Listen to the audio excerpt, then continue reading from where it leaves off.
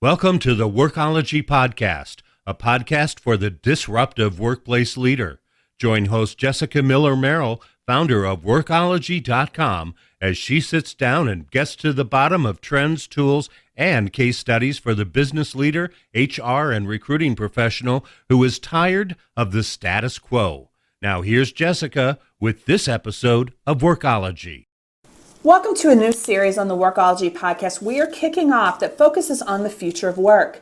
This series is in collaboration with the Partnership on Employment and Accessible Technology, or PEAT. You can learn more about PEAT at peatworks.org. We've talked about the growth of the gig economy, which according to CNN Money is expected to be 43% by 2020. We think of TaskRabbit workers, Lyft drivers, and corporate contract and freelance workers. These are also all happening in the private sector. But my question is, what's happening in the public sector? How are governments embracing the gig economy? That's exactly what we're going to be talking about today as part of our Future of Work series. We're taking a look at the changes happening in the public and government sectors with contract, contingent, and gig workers.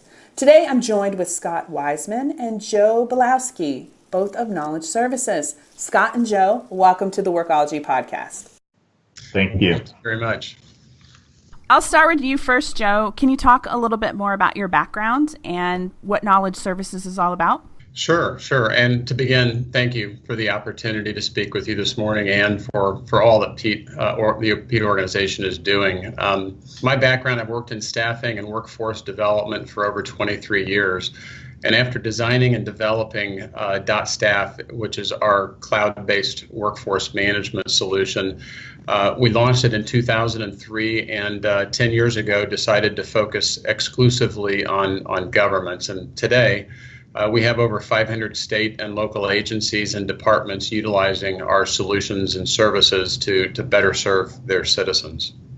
All right, let's move over to Scott. Well, thank you. I'm fortunate enough to have been able to join and capitalize on all the hard work that Joe and his team have done over the last few years. I've spent the last 19 years supporting workforce initiatives inside of state government and found a home here with the organization that's really committed to supporting states. Our focus on today's podcast is a look at the contingent workforce and how persons with disabilities particularly can thrive in these environments.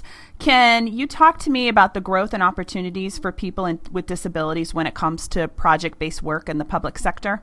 Yeah, and the public sector organizations, and my focus has been on state and local governments, but they've struggled with attracting and retaining talent. And for a large suite of them, I think opening up more opportunities for disabled persons helps them to close some of the gap that they have in being able to get the best talent in. And I think it works both ways when you think about it from a contingent workforce standpoint. It gives disabled persons a great opportunity to explore opportunities in government and figure out if it's the right thing for them. Why do you think contract labor growth is important for the continued success in government and the public industries? Sure. And as we see it in working with government, there are, and private sector as well, there are regulatory and economical and, quite frankly, generational driven changes that have and will continue to force organizations of all types to evolve, and I would argue evolve very quickly. Some of these fundamental changes apply to both the private sector and government entities, but others are specific to government. So co-employment risks and worker comp insurance costs and the Affordable Care Act and the growth and ever increasing healthcare costs and Department of Labor's proposed 30-hour per week minimum wage requirements and the acceptance of explosive growth in the gig economy or the shared economy are just a few of the challenges and I would say opportunities that must be addressed. But in addition to those challenges, governments are faced with even greater challenges, including an inability to adapt quickly to the changing workforce demands. Whether it's embracing a proven and accepted technology or offering flexible work environments, governments are falling further and further behind because of the rapid change in our environment in competing for available talented workers. So governments are forced to do more with less, right? I mean, we hear and read that every day. Budget constraints are affecting worker compensation and benefits. Retirement plans have changed significantly in the last 10 or 15 years for most all government entities because they're now slow to adopt technologies. Most millennials are afraid to work in government for fear that they're going to be left behind. So combining an aging and retiring workforce with the fact that the average workforce in 15 years will be mostly millennials, and this is a generation that was educated on iPads, not paper and pencil. The fact that they're going to make up the majority of the U.S. workforce, governments are going to be forced to consider alternatives to how things have been done in the past and embrace new models that the private industry has proven to be very quick to adopt to. I like that because it seems that government is a little bit slow to change, right? And so gig workers can really help make them scale and staff very quickly and be a little bit more flexible in their workforce strategies.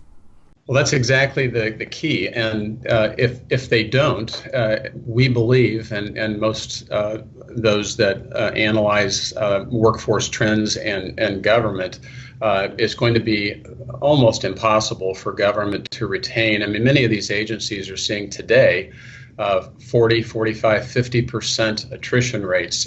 If you can imagine a private institution, a private company, dealing with half of their workforce leaving every year and trying to resolve it through recruiting and training and supervision of a workforce that is gone 12 months from now, it's just not sustainable. So we think the gig economy, we think contract workforce in the right circumstances and with the right protections is a mechanism, a proven mechanism in private industry, but it's one that government has begun to accept, and we believe we'll see it with an ever-increasing scale. If you guys look into your crystal ball, what do you see as some of the big trends in the future of work in state government? Sure. So in addition to the issues that the reasons that we just mentioned and the issues that government face, they're going to have to embrace, and I'll refer to it as the on-demand workforce. And the reason I phrase it that way is people, and certainly those in government, I think get very concerned when you hear gig. You think about unsupervised, uncontrolled, unmanaged, independent contractors that haven't been vetted and so forth. But gig for government, as we refer to it, is an adaptation of a full-time workforce with on demand, but with all of the proper vetting and verification and risk mitigation and co-employment mitigation steps that you would engage if you were going to hire the person full-time. So we see that moving very, very quickly in government because it is an extension of how governments currently contract with the temporary workforce. The difference is that the temporary workforce is being engaged through your traditional staffing companies, whereas the on-demand workforce is being engaged through private talent clouds. So identified individuals that have specific skills and are grouped and identified by geography and capability and calendar availability to deliver specific services. So that's one area that I see significant change. The other is, and it might be somewhat of a left turn for the basis of the question, but in IT development, the concept of Agile methodology or Scrum has been used for many years. And what we're seeing today in government is Agile procurement. Now, what does that have to do with the workforce? What we're seeing is with a faster paced, smaller bite-sized procurement methodologies, the same can be applied and is being applied as it relates to engaging the workforce. So instead of trying to solve a workforce problem with with a sledgehammer. It's really a laser focus on specific needs, on demand, where you needed it, where you need the services, and when you need those services. Let's take a bit of a reset. This is Jessica Miller Merrill, and you are listening to the Workology Podcast in partnership with PEAT. Today, we are talking about the rise of the gig economy in the government sector. And you can connect with my guests, Scott Wiseman and Joe Belowski, on LinkedIn and connect with their company on Twitter at Knowledge Inc. That's KNOLLEDGEINC. The Workology Podcast Future of Work series is supported by PEAT, the Partnership on Employment and Accessible Technology. PEAT's initiative is to foster collaboration and action around accessible technology in the workplace. PEAT is funded by the U.S. Department of Labor's Office of Disability Employment Policy, ODEP. Learn more about PEAT at peatworks.org. That's PEATWORKS.org.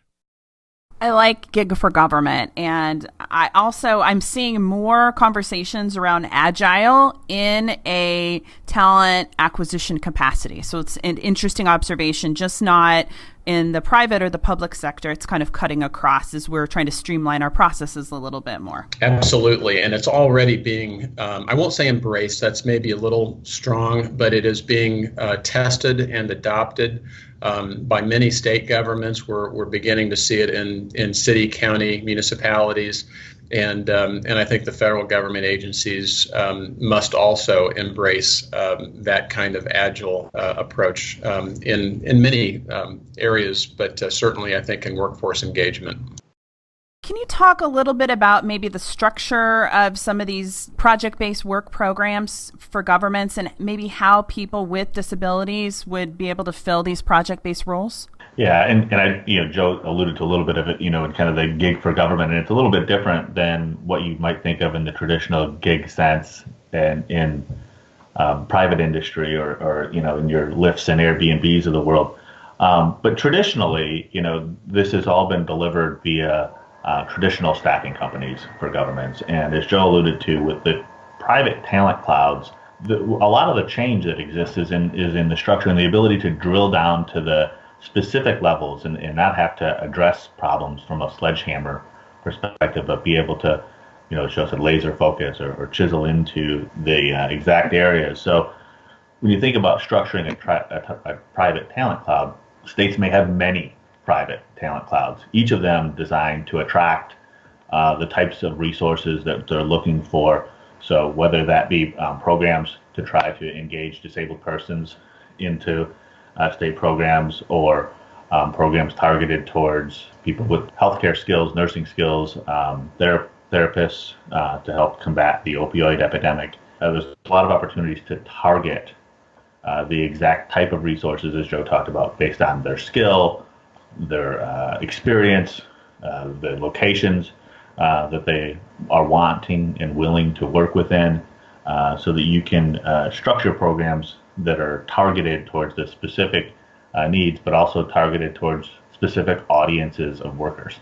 In the case that we have maybe some disabled job seekers who are listening here, what are some of the most popular positions available now for sectors within government for these project-based roles that some of these individuals could fit into? Yeah, and I think there's a variety of areas that governments have traditionally struggled with, and they continue to struggle with more and more. Information technology opportunities is clearly one. As states continue to be more and more digital, they also are working to be more designed to better support citizens who have higher and higher expectations of what government is going to deliver from a technology perspective. There's a lot of opportunities that exist in that information technology space. That's an area that workforce has been a consistent challenge and struggle for state CIOs, so the IT space. Healthcare, I think that's a pretty obvious one. We struggle with healthcare in all sectors, and when you have anything that's in high demand in all sectors, it's probably going to be even more of a struggle inside of government, because government, quite frankly, doesn't have the best recruiting methods. They're not as agile, as adaptable to changes in how people find opportunities, in positioning themselves as best they can, in emphasizing the great things about working in government, like the opportunity to really make a true impact on people's lives. And then the last area, we seem a little odd, but procurement. As government continues to do more and more things, and as they work to do more things on a smaller scale, right? Meaning we want to solve smaller problems without having to have huge solutions, expensive solutions that have a lot of risk associated with them. There's more and more small procurements. Well, each of those small procurements still have to be run in a way that's consistent with making sure that we deliver the best services to citizens, and procurement organizations are strained. How do you work to create customized programs for your clients? This is obviously very different than the staffing and workforce models of the past that have been used in government hiring and staffing. Yeah, Jessica, you're right about that. It's definitely different. And to a degree, some of this is new, right? So it really requires a partnership. We look at our role as facilitating the success of government in the gig economy. So when we talk about gig for government, it's really about reducing those risks, clearing up uncertainties that exist around what that means. Private talent clouds are a relatively new thing, not just in government, but in industry as well. But the fundamental principles behind them of creating pools of resources to be able to draw from for on-demand needs isn't all that new. It's just a new way of doing it. And the time, the conditions are right to allow for that today. And it really is about that partnership with government to find out how to make it work best in their environment with their specific considerations. Because we have 50 states and we all know they all operate very differently and have different concerns, right? So we have to address those in each instance to make sure that we're delivering the right solution to that state. So it's a pretty hands-on, intensive conversation and strategy that you're building out for these individual state government entities. It does really break down to having individual strategies designed, not even just statewide, but maybe agency by agency and department by department to achieve their objectives. What do you think the biggest challenges for governments when it comes to contract workers, and any thoughts on how this might impact people with disabilities? Sure. I think, simply put, it's the perception of limited bandwidth for training and oversight and governance and risk avoidance. And make no mistake about it, there is limited bandwidth, but all of those challenges, if the proper, and I would argue commercially available tools and partners are engaged, those can be effectively addressed. And in fact, companies in the private industry are delivering improved services to their customers and clients by adapting to the fast-changing workforce challenges in similar ways with, I would argue, very limited additional bandwidth, but accomplishing significantly more. So again, it is about, in our opinion, government's willingness to adapt in a very, very fast changing environment. At the beginning of the podcast interview, you mentioned co-employment, which is a common conversation or topic in the private sector. How does this co-employment conversation change in government or the public sector when you're hiring contract workers? Yeah, and you're right, Jessica. Co-employment is a real thing that private sector employers and certainly public sector employers have to consider when they're evaluating any types of programs that they're going to implement. And it's one, quite frankly, that we have been advising state governments, local governments, higher education institutions on for the better part of the last 10 years. And we look at it as you're never going to eliminate. The only way to eliminate co-employment risk is to eliminate all on-demand contingent labor staffing resources that you have in your environment. And that's not a realistic solution for most organizations, or is it the right one? So it's really about mitigating those risks for government. And the key is understanding the risks and reacting appropriately. There's a lot of overreaction that exists. So what we do is we look at what those real risks are and develop solutions in partnership with our government sponsors to make sure that we're putting them in the best position. A large part of that is establishing a clear employment relationship. Who do the on-demand gig for government workers work for? Do they know that? Is that well established and outlined, not just in their employment agreement, but on the front end when they're going through application processes and things like that? Another key is avoiding 1099 designations except where explicitly appropriate. So we follow strictly the IRS's 1099 guidelines and review each state's attorney general's guidelines relative to 1099 designations in their state, because each state applies those a little bit differently, to make sure that we don't put our customers in a position of being on the front page of the local newspaper for enforcing 1099 rules and regulations against private companies that they then don't apply to themselves. And then, really separating the management of the work product. And many times in on-demand situations, the customer is managing the work product that the resources are doing. But we want to separate that from managing the worker. So our customers are going to manage what resources are doing, but they shouldn't be managing the worker. We're going to alleviate that from them, alleviate the burden of it, and also, of course, the risk. In our prep call, you made reference to the silver tsunami, which I love the term. I don't love having a large percentage of our workforce exiting. I don't think that any listener of the podcast is excited about the mass exodus of our knowledge workers. How does contract or contingent labor address the exiting of our experienced boomers who are knowledge workers? And what can we do to maybe help train those contract workers, who some of them might be persons with disabilities, to help fill those roles?